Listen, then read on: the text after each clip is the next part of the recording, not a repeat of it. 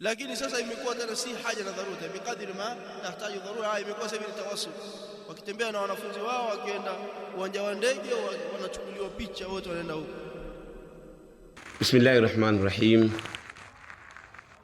Alhamdulillahi Rabbil Alamin. Wa ashhadu an la ilaha illa Allah wahdahu la sharika lah. Wa ashhadu anna sayyidana wa nabiyyana Muhammadan abduhu wa rasuluhu. Salawatullahi wa salamuhu wa barakatuhu alayhi wa ala alihi wa sahbihi ajma'in. Amma ba'd. أيها الأحبة معاشر المسلمين معاشر السلفيين، hii kalima ni kwa lengo au tunatoa kalima hii kwa lengo la kuwabainishia masalafi wote, kwa bil khusus wale ambao wametunasihi ima kwa wazi au wametunasihi kwa siri, ya kwamba nasaha zao tumezikubali, kwa yale ambayo yamejitokeza katika ile maktaa ya video ambayo tulirekodi tukiwa airport. Kwa hivyo almuhim kwamba katika masala ya nasiha na masala ya udugu na masala ya mwenendo katika maisha yetu,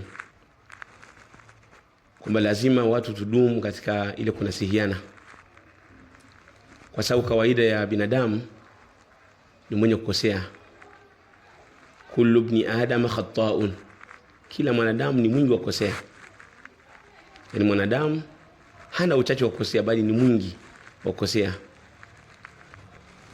Kwa hivyo na sisi tunakiri kwamba katika ile audio tulikosea, au katika ile video tulikosea, na tuseme kwamba zile tawassuati zote ambazo zimetajwa biidhnillahi azza wa jalla, mambo yote yatarekebishwa na mambo yote insha Allah tutayafanya kwa ufanisi vile ambavyo inavyotakiwa. Tumshukuru Allah subhanahu wa ta'ala, kisha tuwashukuru wote ambao wametumia nasaha ima za wazi au za siri, na akiwemo ndugu yetu Abul Abbas Hassan, Allah mhifadhi na ampe tawfiki, kwamba tunakuambieni jazakumullahu khaira. Na mtakapokuwa mmeona mengine katika hayo, kwa sababu sisi tuna wingi wa kukosea kama binadamu, basi msisite kutukosoa kwa njia yoyote ile, na sisi tunamwomba Allah subhanahu wa ta'ala tutakapokuwa tumekosolewa na kurekebishwa, basi Allah tupe tawfiki ya kuzikubali nasaha na kuelekea kwa Allah subhanahu wa ta'ala. Hilo ndio jambo ambalo ni muhimu. Kwa hivyo nirudie kusema kwamba